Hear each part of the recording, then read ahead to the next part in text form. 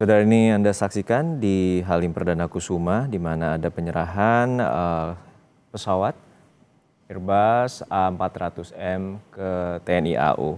Dan ini juga dihadiri oleh Presiden Prabowo Subianto untuk menyaksikan penyerahan langsung Airbus A400M. Sebelumnya pesawat Airbus 400M diterbangkan dari Sevi menuju Dubai, lalu dari Medan dan menuju ke Bandara Halim Perdana Kusuma. Sebagai informasi, Airbus A400M mampu membawa muatan hingga 30 ton dan menjangkau jarak sejauh 2.400 mil laut. Dan keunggulan dari pesawat Airbus ini mampu beroperasi di landasan pendek, sempit dan juga tidak beraspal. Dan ini merupakan bagian memperkuat sistem alutsista dari Indonesia dan juga diharapkan dapat mampu menjalankan misi-misi tanggap bencana ataupun operasi di daerah terpencil. Pesawat Airbus A400M ini juga mampu sebagai pesawat tanker atau pesawat bahan bakar di udara dan mampu memberikan sistem refueling ataupun kompatibel dengan berbagai jenis pesawat. Tentu ini akan menambah panjang lini dari pesawat tanker dan juga pesawat pengangkut dari TNI AU dan memiliki daya jelajah yang cukup jauh hingga 2.400 mil laut. Sebelumnya Kemenhan telah menandatangani kontrak pemesanan 2 unit pesawat Airbus A400 untuk TNI AU melalui konfigurasi multirole, tanker dan transportasi. Kontrak ini telah ditandatangani pada tahun 2021 di Dubai Air Show dan ini merupakan ketibaan dari pesawat Airbus yang juga telah di-label dan kemudian menjadi armada khusus dari TNI AU.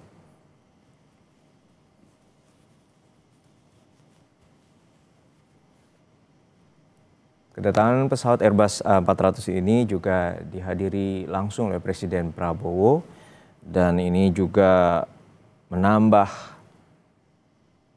armada dari TNI AU untuk memiliki pesawat pengangkut dan juga pesawat tanker. A400 memiliki kemampuan taktis baik di udara dan juga untuk menjalankan misi-misi bantuan bencana.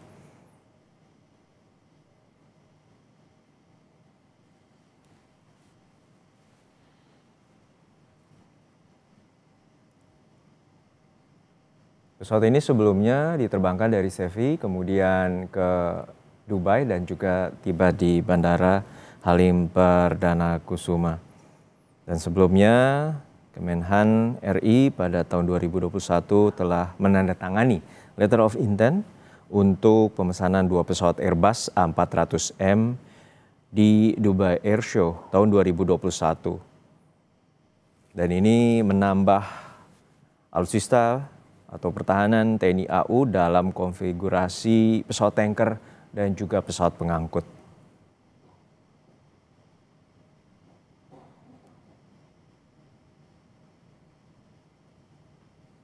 Pesawat ini juga mampu bermanuver dengan baik dan juga dapat dijadikan dalam misi-misi bantuan tanggap bencana, terutama di daerah-daerah terpencil.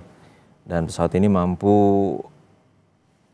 mendarat di lokasi yang cukup pendek landasannya dan juga relatif sempit.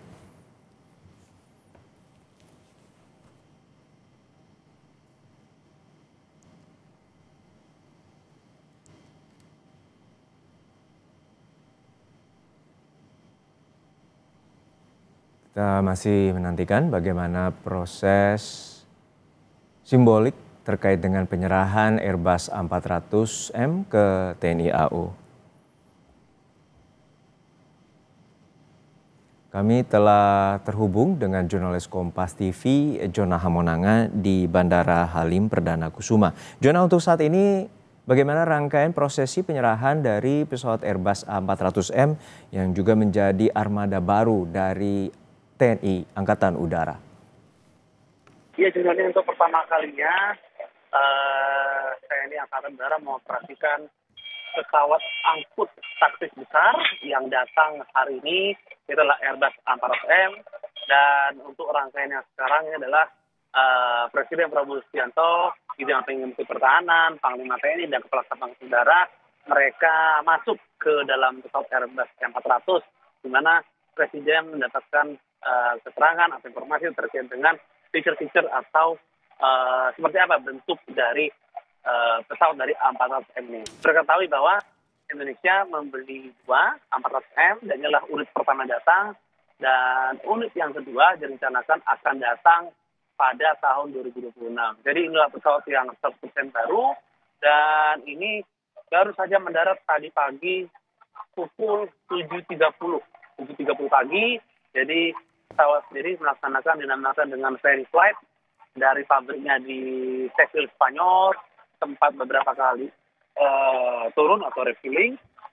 Sebelum akhirnya tadi pagi persis pukul 7.30 pagi mendarat di Lanut Halim Perdana Kusuma, dan tadi sempat ada tradisi water salute. Jadi water salute adalah pesawat melewati 2 kendaraan damkar yang menyemprotkan air, di mana menunjukkan adanya prosesi kedatangan pesawat ini untuk pertama kali bergabung. Jadi inilah salah satu makna dari water salute sendiri. Nah, kalau kita lihat pesawat angkut ini pesawat angkut yang sebenarnya secara size atau luasan ini satu kelas atau lebih besar daripada Hercules yang kita punya. Jadi kalau Hercules itu adalah pesawat angkut yang mungkin bisa dikatakan kelas medium, untuk A400 ini adalah satu kelas di atasnya. Jadi bisa membawa kargo lebih banyak, lebih berat, lebih besar, sekaligus dia bisa terbang semakin jauh. Jadi untuk operasinya sendiri ini mampu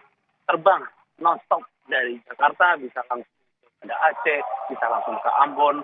Jadi hanya membutuhkan lebih sedikit kemungkinan untuk refueling. Jadi untuk operasi-operasi yang sekarang masih dijalankan, seperti misalkan operasi di Papua, misalkan dari Korps Sabema atau Korps Waspada, ini sangat mungkin sekali untuk bisa diterjunkan, baik mungkin untuk penerjunan dari pasukan ataupun dari logistik sendiri, ataupun membawa bantuan ke lanut-lanut. Dan kalau kita lihat dari spesifikasi teknisnya, pesawat angkut ini dari A400M ini mampu lepas landas di landasan yang cukup pendek, kurang lebih sekitar 1 kilo saja. Jadi untuk lanut atau mungkin airstrip perintis seperti mungkin di pedalaman, seperti di pedalaman Papua atau manapun, ini sangat memungkinkan sekali untuk pesawat ini untuk mendarat dan dropping dari bantuan, baik mungkin logistik atau apapun, dan bisa kembali lagi take off.